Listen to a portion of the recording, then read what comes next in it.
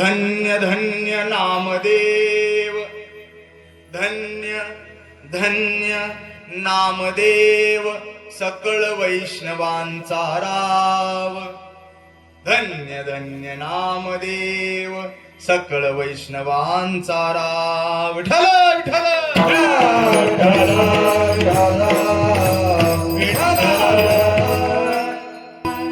प्रस्तुत स्थळी प्राप्त प्रसंगी संपात सेवेसाठी निवडलेला अभंग. पैठण निवासी, प्रतिष्ठान निवासी, गोदातीर निवासी शांती ब्रह्म एकनाथ महाराज यांचा 5 चरणाचा अभंग असून प्रस्तुत अभंगामध्ये शांती ब्रह्म एकनाथ महाराज हे भक्त शिरोमणी नामदेव महाराजांना, हा गोंधळ नको व्हायला, एकदा सारखं लागलं पाहिजे, स्वराचा आवाज कमी करा. सिस्टीम म्हणजे कीर्तनाचा आत्मा आहे. विठ्ठल विठ्ठल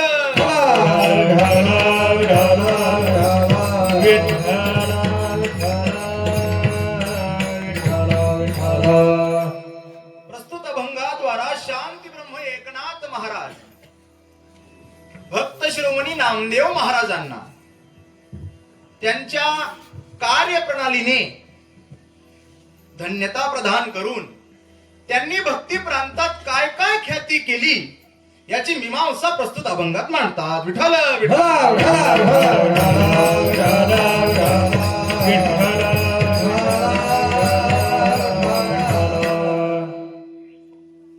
काय झालंय, बुवा आहे नागपूरला आणि श्रोते आहेत शिरपूरला, थोडं लांबणीचं अंतर झालंय. म्हणजे तसंही आम्हाला सवय आहेच, परंतु थोडं लांबणीचं झालंय. स्पीकर थोडे पुढे पाहिजे होते, आता असू द्या, पण पुढच्या वेळेस पासून जे काही नवोदित कीर्तनकार येतील त्यांनाही द्या, स्पीकर पुढे पाहिजे आणि श्रोते देखील पुढे पाहिजे. तशी ती माझ्या लांबची माणसं नाही, पण मग जवळ पाहिजे. तर कीर्तनाला प्रारंभ करण्यापूर्वी अल्पसहा परिहार देणं वक्त्याचं आद्य कर्तव्य मानलं जातं. तसं संप्रदायाचा हा लिखित दंडक नाही, परंतु अलिखित दंडकाप्रमाणे का होईना वक्त्याने परिहार हा दिलाच पाहिजे. परिहार द्यायचा तो असा, प्रभू रामचंद्रांच्या, बोलू नका, आता मी बोलतो तुम्ही ऐका. प्रभू रामचंद्रांच्या वास्तव्याने, भगवान श्री त्र्यंबकेश्वराच्या वास्तव्याने आणि विश्वगुरु निवृत्तीनाथ महाराजांच्या संजीवन समाधीने पुनीत झालेला जिल्हा म्हणजे नाशिक जिल्हा. आणि या नाशिक जिल्ह्यात काही संत महात्म्यांनी या भूमीमध्ये अवतार घेतला.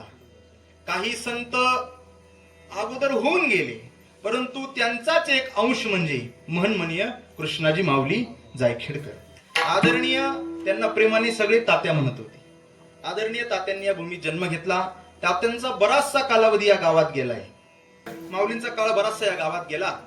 तर या गावामध्ये येण्याचा योग असा, सप्ताह कमिटीने आमंत्रण दिलं आणि ते मी आमंत्रण स्वीकारलं.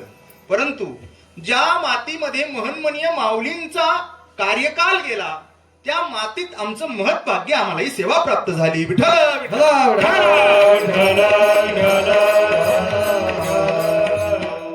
महन्मनीय माऊलींनी एक संप्रदायामध्ये विशेष क्रांती केली.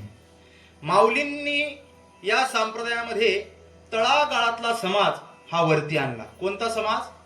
तळागाळातला. कीर्तन मी काय लय अवघड करणार नाही, खेळीमेळी कीर्तन करायचं. कुछ तुम समजे कुछ हम समजे, खेळीमेळी कीर्तन.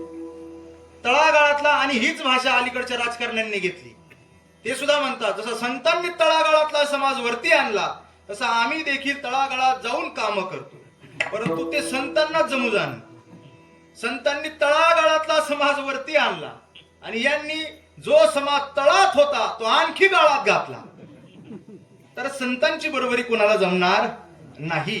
म्हणून महन्मनीय माऊलींनी केलेली क्रांती ही अलौकिक क्रांती होती. विठ्ठल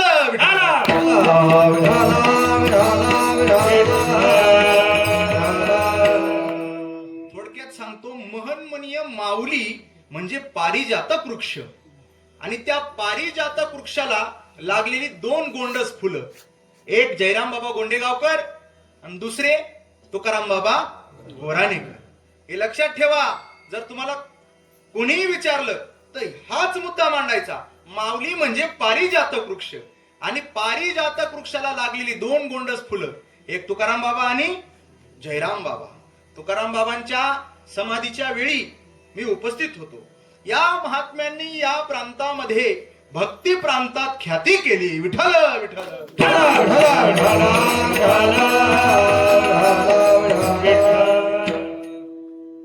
सप्त्याची तिथी अशी आहे, या सप्ताहामध्ये कोणताही सप्ताह घ्या, आता गावोगाव महाराष्ट्रात भरपूर सप्ते होत आहेत.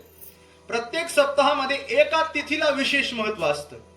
त्या सप्त्यामध्ये एक तिथी असते आणि त्या तिथीला विशेष महत्व असतं. या सप्त्यामधली तिथी कोणती माहिती का? पंचमी तिथीला या सप्त्यामध्ये विशेष महत्व आहे. पंचमी तिथी. तर त्या पंचमी तिथीला विशेष महत्व का? संत वाङ्मयीन दृष्ट्या देखील पंचमी तिथीला महत्व आहे. वैज्ञानिक दृष्टिकोनातून देखील पंचमी तिथीला महत्व आहे. पंचमी तिथीमध्ये जर भारतीय पंचांगानुसार जर आपण विचार केला तर या पंचमी तिथीला वैज्ञानिक दृष्ट्या एक प्रभाग आहे आणि धार्मिक दृष्ट्या एक प्रभाग आहे. तुम्ही चिंतन ऐकणारी माणसं आहे म्हणून सांगतोय. आणि ज्या तिथीवर जो बुवा आलाय त्याने त्या तिथीवर बोललंच पाहिजे. तिथीवर बोलूनच अभंगातून प्रवेश केला पाहिजे. काही काही तिथीवर बोलतात परंतु अभंगावर बोलत नाही, अभंगावर बोलतात पण तिथीवर बोलत नाही. हा समन्वय घालता आला पाहिजे. हो, याला आज आमच्या एका दृष्टिकोनातून सांगायचं झालं तर याला प्रतिउत्पन्न मती म्हणतात. म्हणजे आता आपला अभंग निवडलाय आपण. नामदेव महाराजांनी काय ख्याती केली ते कोण वर्णन करतंय? नाथ महाराज. हो बघा, मी म्हणलो ना, मी यांना म्हणलो मला या गावात कीर्तन करताना काहीच अडचण येणार नाही. ते म्हणले काय येणार नाही? आता नामदेव महाराजांचं नाव काढलं तर लगेच नाथ महाराज पुढे आले. या बाबांनी लगेच नाथ महाराजांचं नाव घेतलं. म्हणजे एखादं प्रमाण आडलं जरी तरी लगेच सांगणारी माणसं या गावात आहेत. जशी इथं अडचण येत नाही मग इतर ठिकाणी येते का? इतर ठिकाणी देखील अडचण येत नाही का? तुम्ही अक्षर चुकलं का अक्षर सांगता. इतर ठिकाणी अक्षर चुकलं का अक्षर कळत नाही. त्याच्यामुळे बाहेर ठिकाणी सुद्धा काही अडचण येत नाही. तर वैज्ञानिक दृष्टिकोनातून एक प्रभाग आणि आध्यात्मिक दृष्टिकोनातून एक प्रभाग. पंचमी तिथीला विशेष महत्व आहे. आपण काही पंचमी तिथीचा विचार करू. विठ्ठल विठ्ठल.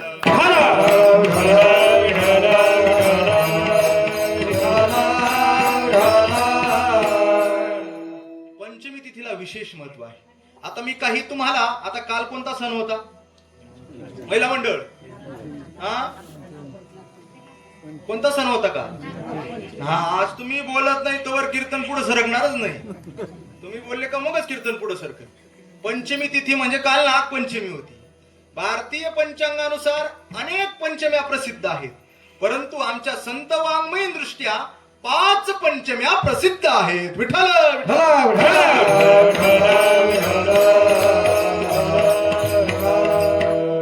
तुम्हाला एक एक पंचमी मी सांगून आपण अभंगाकडे वळू. भाऊ, पहिली प्रसिद्ध पंचमी आपल्या संत वाङ्मयात आलेली कोणती पंचमी? वसंत पंचमी. आता मी एक एक पंचमी सांगणार आणि त्याचा विचार मी करणार. पहिली प्रसिद्ध पंचमी कोणती? वसंत पंचमी. बाबा तुम्ही फक्त माझ्या बोटाकडे लक्ष द्यायचं. कशाकडे? पोटाकडे नाही. पोटाकडे लय लोकांचं लक्ष आहे, फक्त बोटाकडे लक्ष द्यायचं. पोटाकडे जिल्ह्यात विचारच करू नका. इतक्या कमी वयात मोठ्या मोठ्या लोकांचं लक्ष आमच्या पोटाकडे. विठ्ठल विठ्ठल.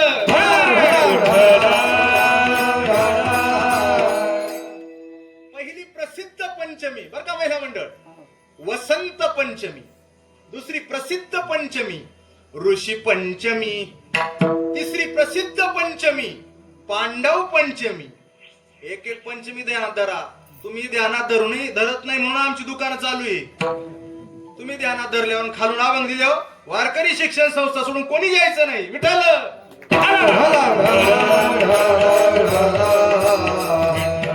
पहिली प्रसिद्ध पंचमी वसंत पंचमी. दुसरी प्रसिद्ध पंचमी ऋषी पंचमी. तिसरी प्रसिद्ध पंचमी पांडव पंचमी. चौथी प्रसिद्ध पंचमी विवाह पंचमी. विवाह म्हणल्यानंतर कसे कानावर झाले बघा यांची. विवाह पंचमी. आणि 5वी प्रसिद्ध पंचमी ज्या तिथीवर आनंदपूरचा सप्ताह अवलंबून आहे ती नागपंचमी. विठ्ठल विठ्ठल विठ्ठल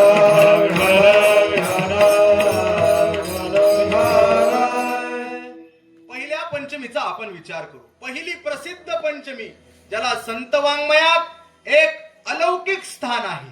पहिली प्रसिद्ध पंचमी वसंत पंचमी. काय आहे हो या वसंत पंचमीचं महात्म्य? जरा आम्हाला समजावून तरी सांगा. मी तुम्हाला समजवणारच आहे, कारण मी तुमच्या पुढे काही जड चिंतन मांडणारच नाही. का? जड मलाच येत नाही, फार जड चिंतन मांडणार नाही. कारण बरणीतलं लोणचं आणि कीर्तनातली माणसं अशी हलवावी लागतात. बरणीतलं लोणचं हलवलं म्हणजे बुरा लागत नाही, आणि कीर्तनातली माणसं हलवली की ठेप्यावर राहतात. विठ्ठल विठ्ठल.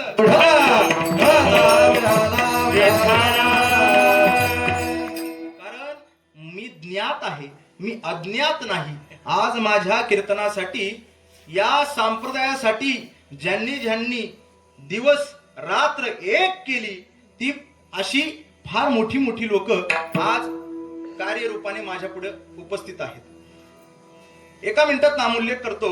आदरणीय रमेश महाराज आहेत, आदरणीय समाधान महाराज आहेत. या कीर्तनासाठी आज भीमाशंकरच्या शिवशंकराची जे पूजा करतात आणि ज्यांची एक विशेष तपश्चर्या आहे, आदरणीय भाऊ देखील माझ्या कीर्तनात उपस्थित आहे. गोराना आहे, खिरीसारखा ज्यांचा परमार्थ गोड आहे ते खिरमा नाही हो. आणि विशेष म्हणजे ज्यांचं माऊलींच्या सानिध्यात विशेष आयुष्य गेलं. काय म्हणतोय मी? शब्द जरा जाणीवपूर्वक वापरतोय मी. गाणे, गप्पा, सासू सुना, टीव्ही हे सांगायला मी इथं आलेलो नाही. ज्यांच्या माऊलींच्या सानिध्यात ज्यांचं आयुष्य विशेषरित्या गेलं, ज्यांनी माऊलींचं सगळं काही पाहिलं, संस्कार, उपासना, कर्म, ज्यांनी माऊलींचं सगळं बघितलं, ते आदरणीय बापू देखील माझ्या कीर्तनात उपस्थित आहेत. आणि जिथं भागा अण्णा आले तिथं सगळा माऊली परिवार आला. विठ्ठल विठ्ठल.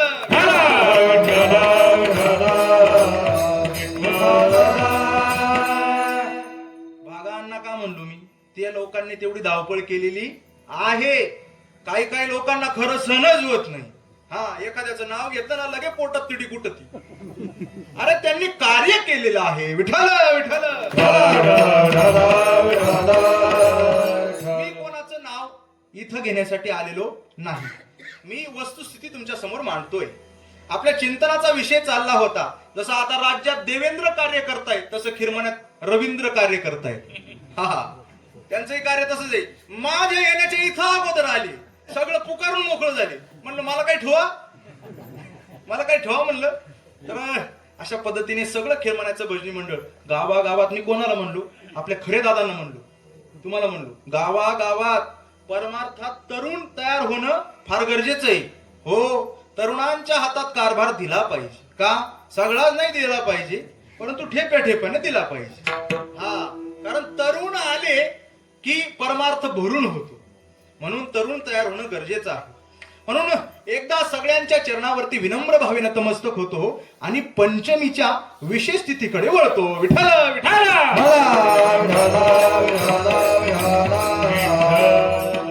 पहिली पंचमी, प्रसिद्ध पंचमी, वसंत पंचमी.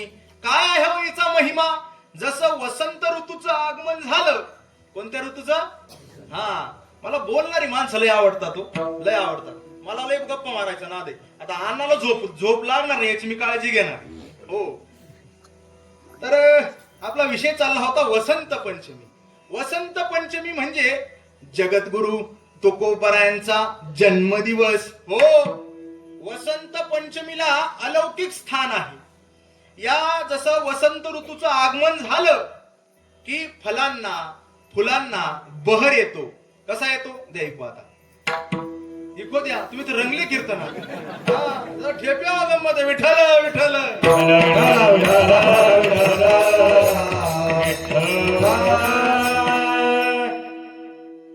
कसे कीर्तनकाराकडे दोन गोष्टी असाव्या. एक तर कीर्तन जोरात झालं पाहिजे. कसं? जोरात. नाही जोरात आणला तर कीर्तन स्वरात तरी झालं पाहिजे. या दोन गोष्टी आहेत. जसं वसंत ऋतूचं आगमन झालं, फलांना फुलांना बहर येतो, तसं वसंत ऋतू आल्यानंतर काय काय होतं? ऋतू वसंताचा आला, फळी फुली बहरला, फळी फुली बहरला, फळी फुली बहरला, फळी फुली बहरला, ऋतू वसंताचा आला, फळी फुली बहरला, फळी फुली बहरला, फळी फुली बहरला, ऋतू वसंताचा आला, फळी फुली बहरला, फळी फुली बहरला, ऋतू वसंताचा आला, फळी फुली बहरला, फळी फुली बहरला.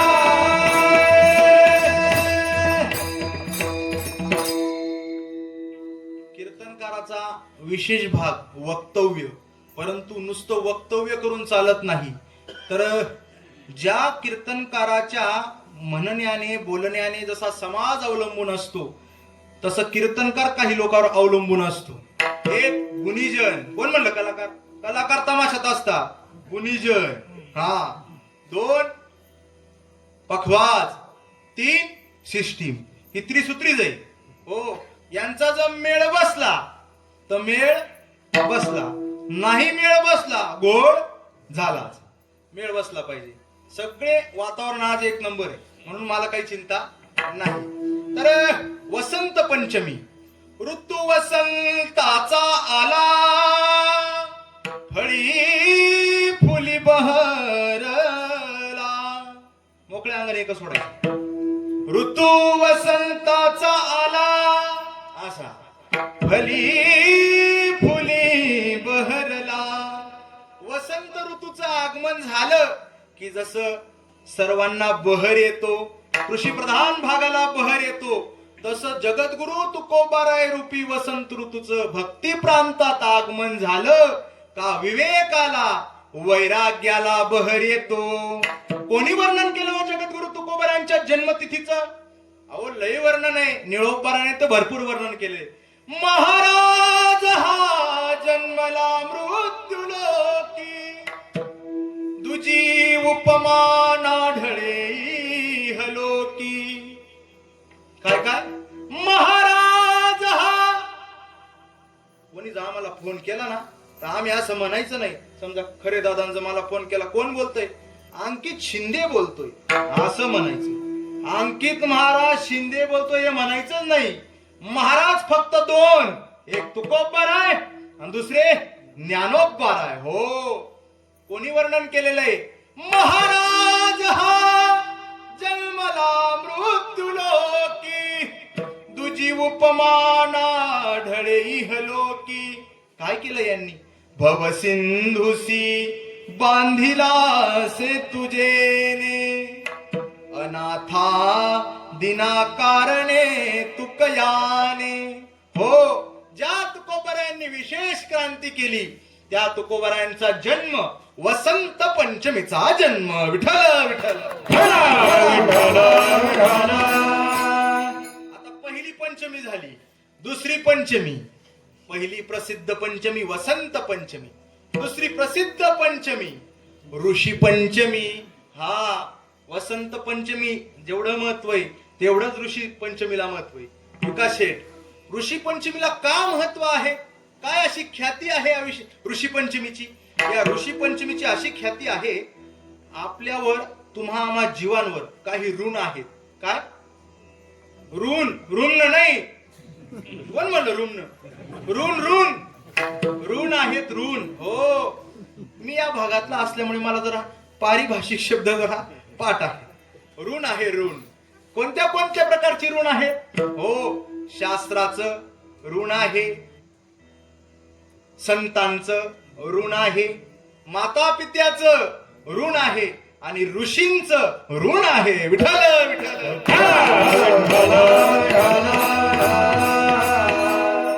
ऋषींचं ऋण आहे. मग या ऋषी बर का. चिंतन जरा काय झालंय, माऊली होते, माऊलींनी असं काही पेरून ठेवलंय, येडा जरी कीर्तनकार उभा केला तरी तो सहज बोलून जातो महाराज. ही माऊलींची पुण्य आहे बर का, माऊलींची पुण्य आहे. म्हणून ऋषीऋण, ऋषीऋणाबद्दल काय आहे चर्चा, तर ऋषीऋणाचं असं महत्व आहे, आपण ऋषींकडून काही काही ज्या गोष्टी घेतलेल्या आहेत, ऋषींनी आपल्याकडून काहीच घेतलेलं नाही बरं का बोराणेकर. ऋषींनी आपल्याकडून काहीच घेतलेलं नाही, पण आपण ऋषींकडून भरपूर घेतलंय. काय काय घेतलंय, संस्कार घेतले आहेत, काय काय घेतलंय, कर्म घेतलं आहे, काय काय घेतलंय, उपासना घेतली आहे, हो कर्म घेतलं आहे. परंतु त्यांच्याकडून कर्म आपण घेतलं, पण आपण कर्मकांड करतो. कर्मकांड आपण करायचं नाही, फक्त कर्म घ्यायचं. कर्म, उपासना, संस्कार ऋषींनी आपल्याला दिले. उत्तर भारतात राम सुखदासजी नावाचे फार मोठे महात्मे होते. कधीच कोणाच्या पुढे हात पसरला नाही. एका शिष्यानं त्यांची परीक्षा घ्यायची ठरवली. रात्रीचा प्रहर 2 वाजले, साखर झोपेचा प्रसंग सुरू झाला आणि महाराज गाढ निद्रेत होते. एक सोन्याचं नाणं घेतलं आणि शिष्यानं गुरुजींच्या हातावर ठेवलं. कुठं, हातावर ठेवलं. हातावर ठेवल्यानंतर महात्मे असे अत्यद्भुत होते, कारण का अलौकिक होते, सिद्ध होते, प्रसिद्ध नव्हते. त्यांनी काय केलं, शिष्यानं हातावर रुपया ठेवला, परंतु झोपेत सुद्धा त्या महात्म्यांचा हात असा न होता कसा झाला, असा झाला. हा म्हणजे रुपया ठेवला, हात असा न होता असा झाला. काय सेवा असेल, काय त्याग असेल. संतांनी संसाराची व्यावृत्ती केली, हो. आणि तोच रुपया जर मी आज इथं मुक्कामी राहतो, माझ्या हातावर तुम्ही ठेवून बघा, तो रुपया तो हात असा न होता तेच असा होईल.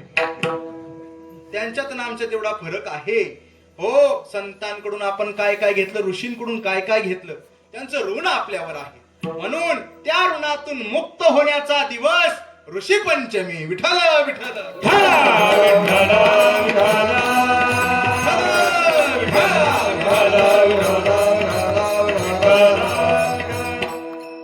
पहिली प्रसिद्ध पंचमी वसंत पंचमी, दुसरी प्रसिद्ध पंचमी ऋषी पंचमी, तिसरी प्रसिद्ध पंचमी पांडव पंचमी.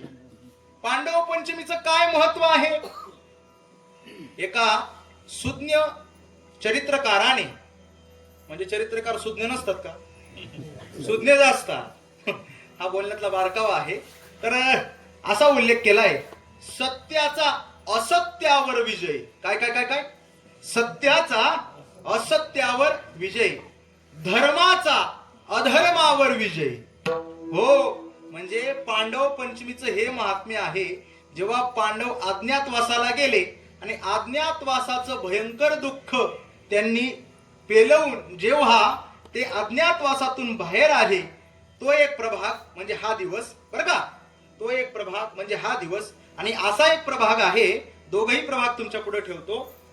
पांडवांनी कौरवांवर जो विजय मिळवला, म्हणजे सत्याचा असत्यावर विजय, धर्माचा अधर्मावर विजय, तो विजयाचा दिवस म्हणजे पांडव पंचमी. विठ्ठल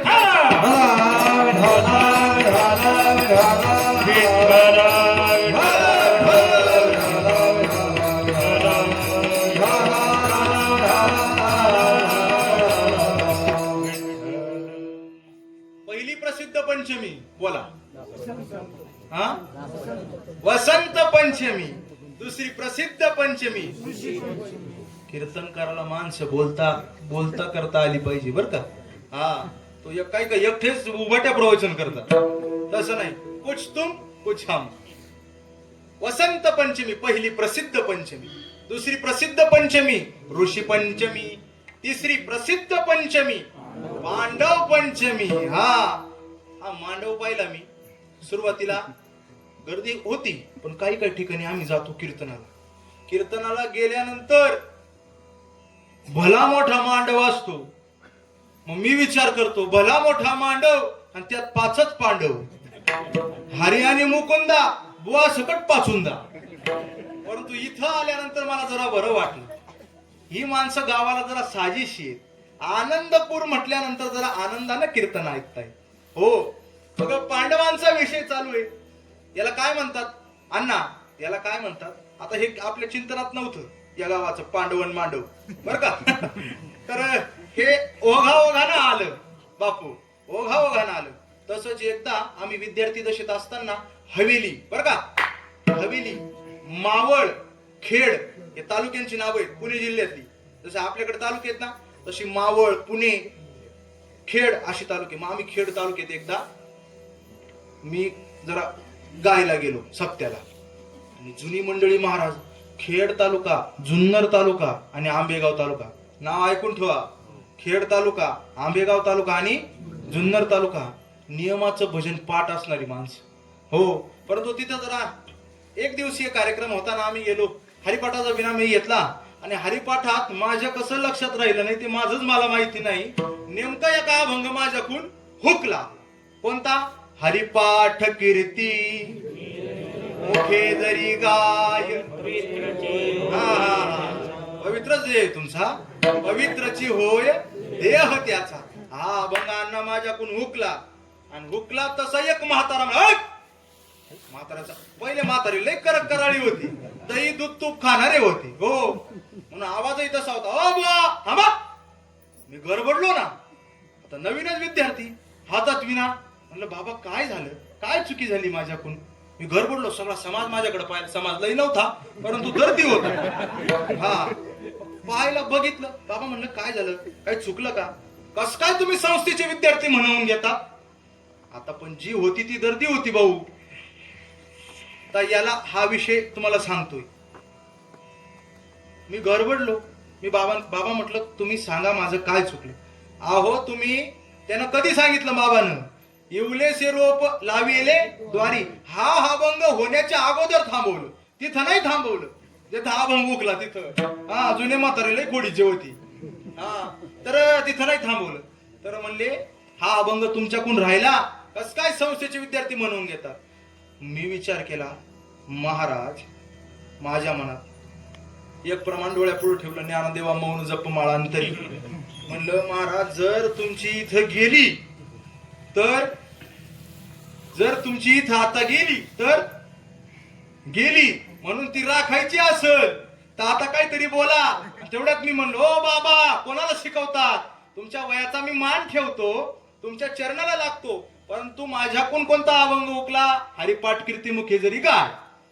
संस्थेच्या नियमानुसार आज काय वार आहे म्हणलं? वार माहितीये का तुम्हाला? म्हणजे आज ते वार म्हणजे गुरुवार आहे. मग गुरुवार आहे, आमच्या संस्थेच्या नियमानुसार हा अभंग गुरुवारी शेवट म्हणावा लागतो म्हणजे. आणि माझा आवेश पाहून बाबाही गार झाला. बाबा म्हणे बुवा जरा कडक दिसतो. विठ्ठल विठ्ठल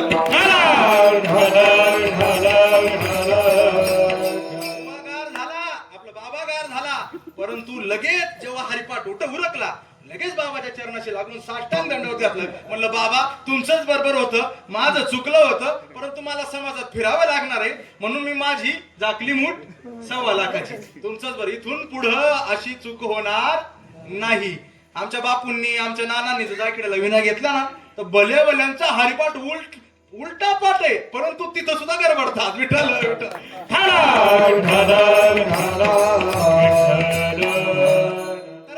ही काय अतिशोक्ती नाही, माझं बालपण त्यांच्यात गेले. तर सांगायचा मुद्दा असा, कोणता विषय चालू होता आपला? पांडवांचा विषय चालू होता. हा, हे ध्यानात धरता आलं पाहिजे, नाही तर काही सांगायचं ठेप्यावर नाही यायचं. लोक म्हणतील अशा प्रकारे जायते, तसं नाही. हा, पांडव पंचमीचा विषय चालू होता. पांडवांनी सत्याचा असत्यावर विजय, धर्माचा अधर्मावर विजय. हा विजय, तो विजयाचा दिवस पांडव पंचमी. पहिली प्रसिद्ध पंचमी वसंत पंचमी, जगद्गुरु तुकोबारायांचा जन्मदिवस.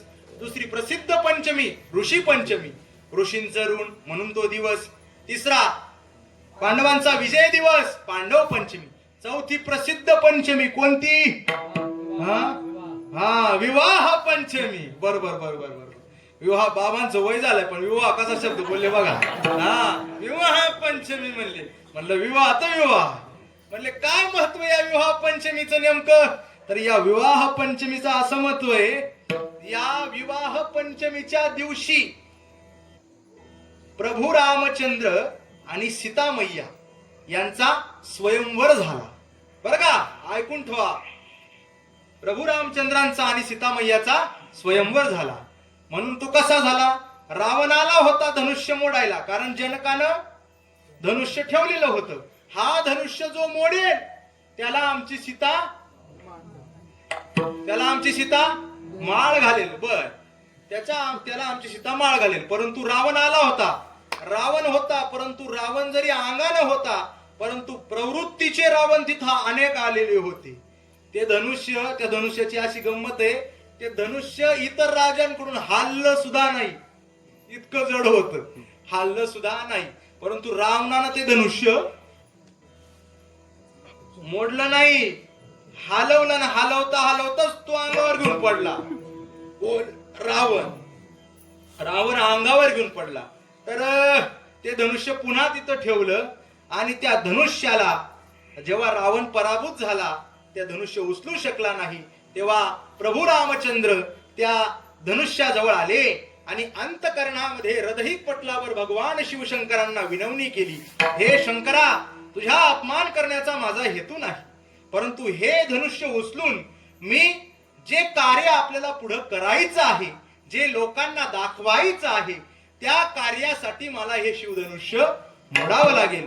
प्रभू रामचंद्रांनी ते शिवधनुष्य मोडलं आणि सीतामाईने माझ्या प्रभू रामचंद्रांना माळ घातली. प्रभू रामचंद्र भगवान की जय. रामचंद्र भगवान की जय. रामचंद्र भगवान की जय.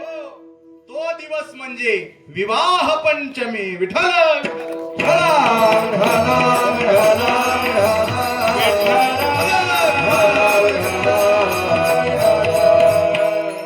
आणि पाचवी आनंदपूरचा सप्ताह ज्या तिथीवरती येतो, ज्या तिथीमध्ये आनंदपूरचा सप्ताह येतो, ती प्रसिद्ध 5व्या क्रमांकाची पंचमी म्हणजे नागपंचमी. विठ्ठल विठ्ठल.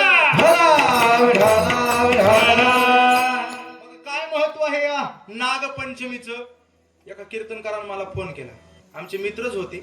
मला फोन केला, म्हणे महाराज नागपंचमीचा सप्ताह आहे, एखादं बीळ घेतात का? म्हणलं काय? म्हणजे नागपंचमीचा सप्ताह आहे, एखादं बीळ घेतात का? अण्णा एखादं बीळ. म्हणलं बीळ कुठं? म्हणजे एखादी सेवा घेतात का? म्हणलं सेवा म्हणा, आम्ही काय नाग आहेत का बिळाची राहिला? म्हणजे बघा बोलण्याची पद्धत. ते आमचे मित्रच होते. परंतु नागपंचमीचं तसं महत्व नसून तर नागपंचमीचं विशेष महत्व आहे. आपण त्याला 2 कारण आहेत बरं का. तुमची बीएससी झाली म्हणून एक वैज्ञानिक कारण आणि दुसरं एक कारण संत वाङ्मयीन कारण. वैज्ञानिक कारण तो तुमचीही झाली. वैज्ञानिक कारण असं, आपण शेती करतो, आपला भाग कृषी प्रधान आहे. आपण काही नांदेड, बीड, बार्शी या भागातले नाही. म्हणजे रेकॉर्डिंग चालू आहे तसं टाकू नका. ते नांदेडचे लोक मला पाहत येतील, हा पुढे आहे नेमका, असं करू नका. आमचा बाजार उठवू नका. तर विषय असा चालला आहे आपला. तर काय चालला होता आपला विषय? ते रामाचं आणि लक्ष्मणाचं युद्ध झालं, ते चालू होतं ना. मग काय चालू होतं? हा, कृषी प्रधान. बापू इतके नाही, तुम्हाला लय गोळला असतं मी. विठ्ठल विठ्ठल. आपला भाग कृषी प्रधान भाग आहे. मग आपण जेव्हा नांगरणी वखरणी करतो त्यावेळेला मुंग्यांची, सापांची वारुळ ही मुडतात. मग आपलं घर कोणी मोडलं चालेल का? बोला. आपल्या घरावर जर कोणी पलटी नांगर टाकला तर चालेल का?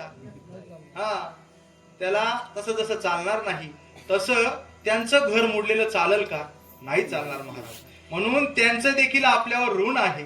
म्हणून शास्त्रामध्ये नागपूजनाचा एक विधी सांगितला आहे आणि तो विधी ज्या दिवशी केला जातो, आणि जसं ज्ञानेश्वरीमध्ये, भाऊ तुमच्या पुढे काय बोलावं ज्ञानेश्वरीचं, ज्ञानेश्वरीमध्ये जसा विभूती योग आहे. कोणता? विभूती योग. त्या विभूती योगामध्ये भगवंताचं अस्तित्व या वैश्विक पटलावर, या भूतलावरती मृत्यू लोकात कशा कशामध्ये आहे. तर वासुकी नावाचा सर्प, त्याच्यामध्ये भगवंताचं अस्तित्व आहे. म्हणून त्या अस्तित्वाची जाणीव करून देणारा दिवस सुद्धा नागपंचमी आहे. विठ्ठल विठ्ठल.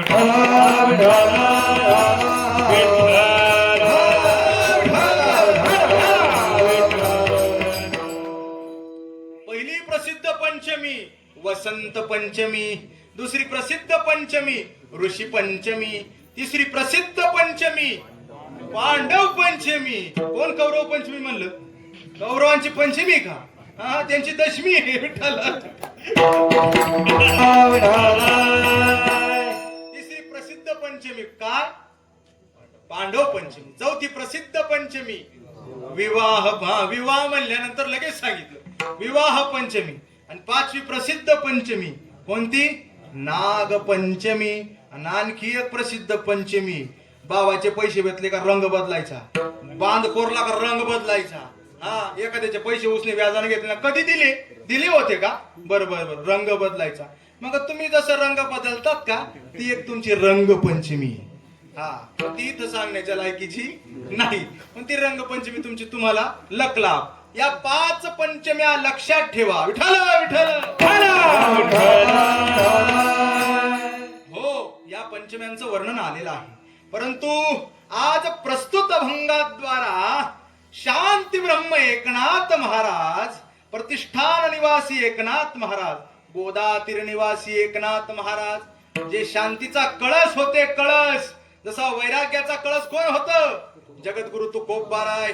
तसं शांतीचा कळस म्हणजे, शांती म्हणजे तुमच्या गावातली नाही, शांतीचा कळस म्हणजे नाथ महाराज होते. त्यांना शांती ब्रह्म ही उपाधी होती. हो, काही उपाधी आणि विशेषण काही उगच लावलं जात नाही. त्यांचं त्या नावाला, त्या पदवीला ते साजेसे होते, म्हणून ते शांती ब्रह्म होते. ते शांती ब्रह्म नाथ महाराज जेव्हा जन्माला आले, आणि जेव्हा मनुष्य जसा आपल्या घरामध्ये एखाद्या मोठ्या भावानं, लहान भावानं त्याचा आदर्श कधी घ्यावा, एखाद्या मोठ्या भावानं काही विशेष क्रांती केली, माझ्या मोठ्या भावानं ही क्रांती केली, मी देखील क्रांती करणार. मग नाथ महाराजांचा जन्मकाळ नामदेव महाराजांच्या अगोदर का नंतर? बोला. वा, अण्णा. म्हणून अण्णाचा अण्णा एक भाग अण्णा, बाकीच्या अण्णा करती ना, म्हणून अण्णाचं वर्णन. तर नाथ महाराजांचा अवतार नामदेव महाराजांच्या नंतर. मग आपल्या अगोदर जे जे महात्मे पुढे गेले त्यांचा शोधित मार्ग, पुढे गेले त्यांचा शोधित मार्ग, चला जाऊ माग घेत, चला जाऊ माग घेत आम्ही, मार्ग दावनी गेल्या सागमदनी. त्यांच्या पुढे काय म्हणणार, परंतु बुवाला जरा ते आलं पाहिजे बरं का. हा, ते उभाट्या प्रवचन काही कामाचं नाही, ते बागेश्री रागात आहे. तुमच्या पुढे काही नाही. मार्ग दावनी गेले आधी दयानिधी संत ते. हो महाराज, कीर्तनात स्वराशिवाय मजाच नाही. विठ्ठल विठ्ठल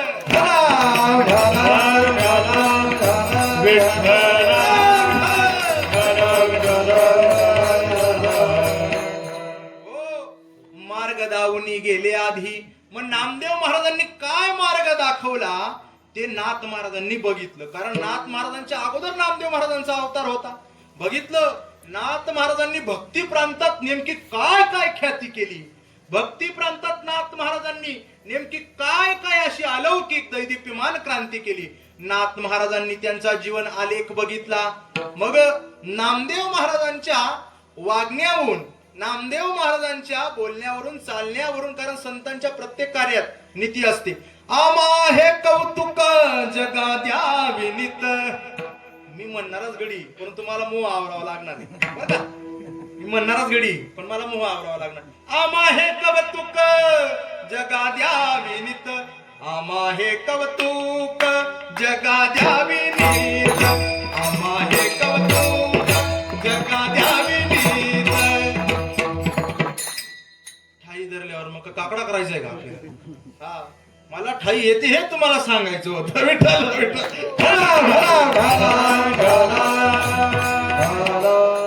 हो महाराज, काय क्रांती केली नामदेव महाराजांनी याचा आलेख कोणी बघितला तर नाथ महाराजांनी बघितला. मग प्रत्येकाच्या जीवनामध्ये 2 प्रकारचे प्रभाग असतात बरं का अण्णा. दोन प्रकारचे प्रभाग. पहिला प्रभाग गुणांचा प्रभाग, दुसरा प्रभाग अवगुणांचा प्रभाग. हो भाऊ, तुम्ही बारीक ऐकू राहिले म्हणून तुमच्याकडे जरा गुणांचा प्रभाव आणि दुसरा अवगुणां. ते मला फोन करून सांगतात तुमचं इथं चुकलं होतं, माझ्यावर अधिकार आहे त्यांचा.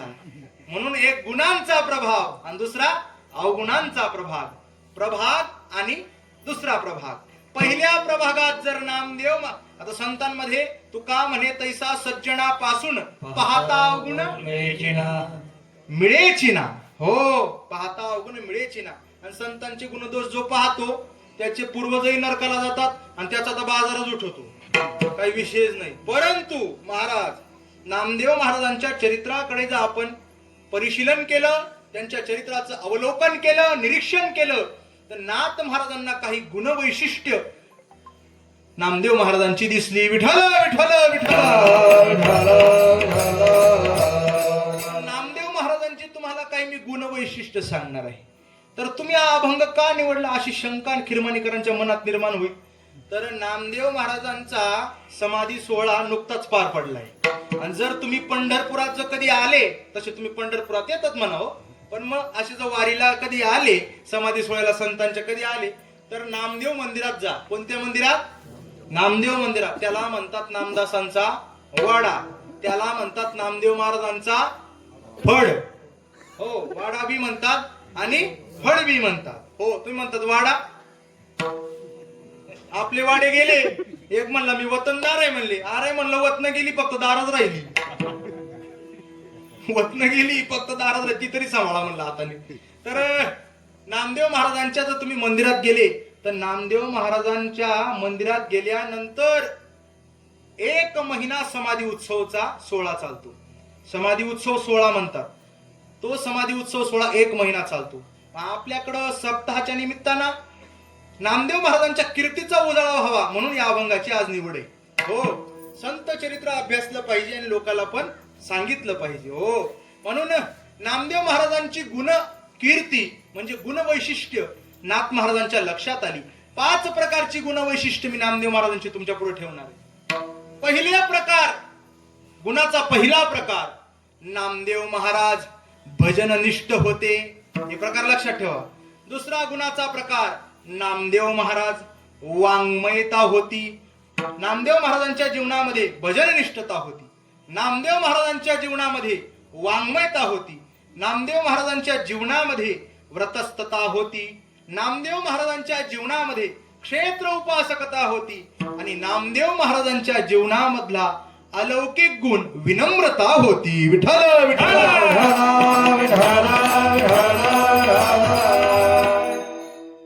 नुसताच विनोद करणं आणि संत चरित्राकडे पाठ करणं हे देखील चुकीचं ठरेल. म्हणून आज तुम्हाला मी नामदेव महाराजांचे 5 गुण सांगणार आहे.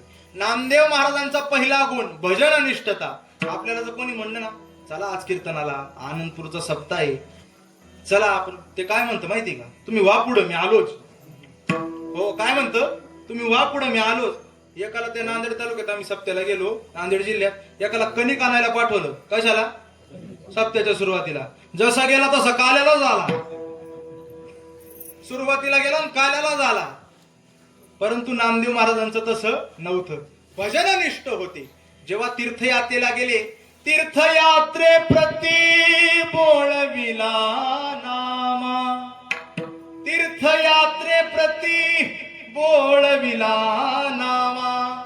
नामदेव महाराजाला जाण्याची इच्छा नव्हती, परंतु पांडुरंगाने नामदेव महाराजांच्या हातून जी काही क्रांती करून घ्यायची होती, तीर्थांची माहिती करून घ्यायची होती, हो, वासनेची पातक धुवून घ्यायची होती, त्यासाठी नामदेव महाराजांना तीर्थयात्रेला पाठवलं.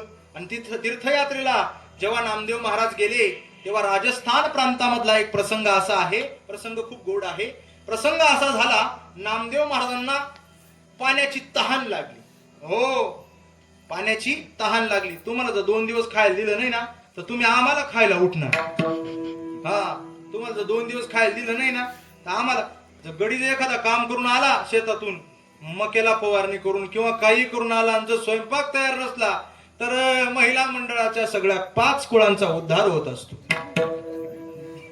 5 कुळांचा उद्धार होतो. असो, तसं आता काही उद्धार बिद्धार राहिला नाही, कारण तेच तुम्हाला आता करून काढतील. एवढं सोपं नाही राहिला. तर नामदेव महाराजांचा भजननिष्ठता गुण या प्रकरणाला लागू होतो.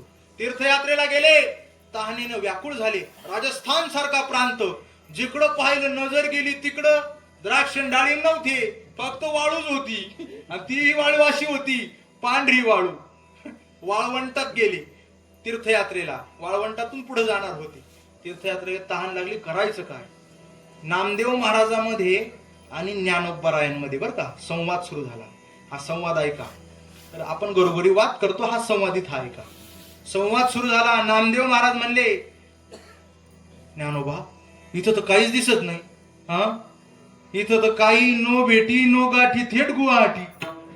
काहीच नाही म्हणले इथं. हा, आता काय करायचं म्हणले आपण? इथं तर काहीच दिसत नाही. ज्ञानोबाराय होते ते, नामदेवा पुढे जाऊ. जरा कोसभर पुढे गेली, जरा कोसभर. आता आम्ही दिंडीत चालतो ना, आमचे जे मालक असतात ना, ते म्हणतात, कुठं आला ठेपा भाऊ? पार म्हणू म्हणू जाम झालो. कुठं आला? इथं आला. तिथं गेलो, कुठं? अरे इथं आला.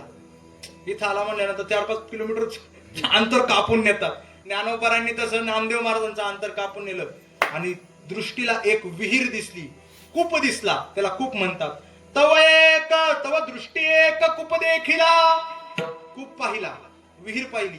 विहीर पाहिल्यानंतर नामदेव महाराजांच्या अंतकरणावरती जरा आनंदाचे फवारे आले. त्यांना बरं वाटलं, आता इथं आता पाणी प्यायला मिळेल. पण विहिरी जवळ गेले, आणि विहिरी जवळ गेल्यानंतर महाराज विहिरी डोकावून पाहिलं, काहीच नव्हतं. दगड होते, दगड. पाण्याचा ठाकच नाही. आता करायचं काय? नामदेव महाराजांचा चेहरा पार उतरला. हा, पार उतरला. जर एखाद्याला गायच्या खायला दिली नाही, तो जर असा फिरत असला, बघा कशा हसायला लागली. गायच्या सांगितलं का लगे हसायला लागली. तसं ती तलप असती, ती तलप नव्हती, परंतु एक दृष्टांत आहे, तो भजननिष्ठतेला लागतो. तर नामदेव महाराजांनी पाहिलं, काही दिसत नव्हतं. आता करायचं काय? पण ज्ञानोबाराय म्हणले नामदेव महाराजाला, काय म्हणले? मज एक उपाय साध्य असे. नामदेवा, मला एक उपाय येतो. कवने परी येथे, इकडे कवने परी येथे करूरी घवनी. कोण म्हणता असं? नामदेव महाराज म्हणतात, अरे इथं पाणी नाही आणि इथं शिरू तरी कस काय? कवने परी येथे करूरी घवनी. प्राण संतर्पणी वाचवावे, प्राण संतर्पणी वाचवावे. कवने परी येथे करूरी घवनी. कोणत्या पद्धतीने इथं मी शिरू, रिघवनी म्हणजे प्रवेश करू, इथं जायला काही उपायच नाही. ज्ञानोबाराय म्हणले, मला एक उपाय येतो. काय? माझ्या योग सामर्थ्याने मी आत जातो, पाणी पितो, आणि ते पाणी तुझ्या आणूनी उदक देईन तुझ्या हाती. न दिसे अनुगती आणि काही. तीर्थावळी बरं का, पत्रावळी नाही, तीर्थावळी. तीर्थावळी, बरेच जण याला पत्रावळी म्हणतात. पत्रावळी नाही रे अण्णा, तीर्थावळी. तर आणूनी उदक देईन तुझ्या हाती, न दिसे गती आणि काही. नामदेव महाराजांना कळालं की ज्ञानोबारायांना योग सामर्थ्याचा जरा सूक्ष्म अभिमान झाला. बरेच जण म्हणतात ज्ञानोबारायला काय अभिमान होईल का? तसं नसतं. जगताला दाखवण्यासाठी संत त्या क्रिया करत असतात. मग तीर्थावळीमध्ये प्रमाण आलंय, पडिल्या संकटी न विचारावे मनी. पडिल्या संकटी न विचारावे मनी. सांडुनी आयनी अभिमानाची. सांडुनी आयन, एखाद्याला जर काही मदत लागली ना, तर अभिमान सोडून आपण त्याला मदत केली पाहिजे, अशा त्या प्रमाणाचा अर्थ आहे. सरळ सरळ नामदेवरायला कळालं की माझ्या ज्ञानोबारायला सूक्ष्म अहंकार झाला. आता काय करायचं? तर सांगितलं, तुमच्या योग सामर्थ्याने तुम्ही पाणी पिऊन या, परंतु मी तुमचं पाणी घेणार नाही. ज्ञानोबाराय आत गेले, पाणी पिऊन आले. वरती आल्यानंतर, अरे नामदेवा मी जातो, तू ऐक, तुला पाणी घेऊन येतो. पण नामदेव महाराज म्हणले, नाही, तुमचं मी घेणार नाही. तुमचं योग सामर्थ्य तुमच्यापाशी, कारण योगाचा मार्ग लय अवघड आहे. नागिनी उत्साहे नवही द्वारे निरोधून नाडीत्रया माझी सुषुम्ना संचरण. हे फक्त बापूचं पाठ आहे आणि तुमचं सपाट आहे. नागिनी उत्साहे नवही द्वारे निरोधून नाडीत्रया माझी सुषुम्ना संचरण. न साधे हा मार्ग ऐसे बोलती मुनी जन नरहरी चिंतने नरहरी चिंतने अहर्निशी मुक्ती स्थान. ओम नमो भगवते वासुदेवाय. हा वासुदेव लय मोठा आहे. ज्याचा पाठ त्याचा कीर्तनात थाट, ज्याचा नाही पाठ चल हाट विठ्ठल विठ्ठल. तर योग मार्ग कठीण आहे म्हणून तुमचं योगाचं सामर्थ्य नको आम्हाला, योग सामर्थ्य नको. मग काय पाहिजे? मग आता माझ्या भक्तीच्या जोरावरती मी माझ्या पांडुरंगाला आळवतो. हो, भजननिष्ठ किती होते. भजन मार्गाचा अवलंब न करता योग मार्गाचा अवलंब केला असता आणि ज्ञानोबराच्या हातून पाणी पिलं असतं. परंतु योग मार्गाचा नको, आम्हाला काहीच नको. भजननिष्ठ होते. हो, काय म्हटले नामदेव महाराज? नामा म्हणे भजन हरीचे करीन, नामाने भजन हरीचे करीन, भजन हरीचे करीन, नामाने भजन हरीचे करीन. तेचे विना चरण राजा, तेचे विना चरण राजा, तेचे विना चरण राजा. नामाने भजन हरीचे करीन, नामाने भजन हरीचे करीन, तेचे विना चरण राजा, तेचे विना चरण राजा, तेचे विना चरण राजा. तुमचा झोप उडवायला मला 1 मिनिटही लागायचं नाही. हा, पांढरी 3चा स्वर आहे, पांढरी 2 नाही. तुमचे उपवास केला ना बगर, तुमची 1 मिनिटात जिरण इथं. एवढं सोपं आहे का ते? साबुदाणा सुद्धा जागेवर हालत असतो तेव्हा बगर कुठं राहायची. तर नामदेव महाराज म्हणले योग सामर्थ्य आम्हाला नको. नामा म्हणे भजन हरीचे करीन, नित्य ते सेवीन चरण रज. माझ्या भजनाच्या जोरावरती आणि भजन सुरू केलं नामदेव महाराज. पांडुरंग पांडुरंग पांडुरंग पांडुरंग. ते काय आपलं भजन होतं? पांडुरंग पांडुरंग आपलं नव्हतं ते भजन, नामदेव महाराजाचं होतं. पांडुरंग पांडुरंग पांडुरंग पांडुरंग नामदेव महाराजाचं भजन होतं. काय झालं? आहो, जसा ढगांचा गडगडाट होतो आणि जसा कल्पांताच्या वेळेला जेव्हा समुद्र खवळतो त्या पद्धतीनं पाणी बाहेर आलं. तेव्हा गडगडीत खूप उदके वसंतला, गडगडीत खूप वसंतला, गडगडीत खूप उदके वसंतला, कल्पांती खवळला सिंधू जैसा, कल्पांती खवळला सिंधू जैसा, कल्पांती खवळला सिंधू जैसा, गडगडीत खूप उदके वसंतला, गडगडीत खूप उदके वसंतला, गडगडीत खूप उदके वसंतला, गडगडीत खूप उदके वसंतला, कल्पांती खवळला सिंधू जैसा, कल्पांती खवळला सिंधू जैसा, कल्पांती खवळला सिंधू जैसा.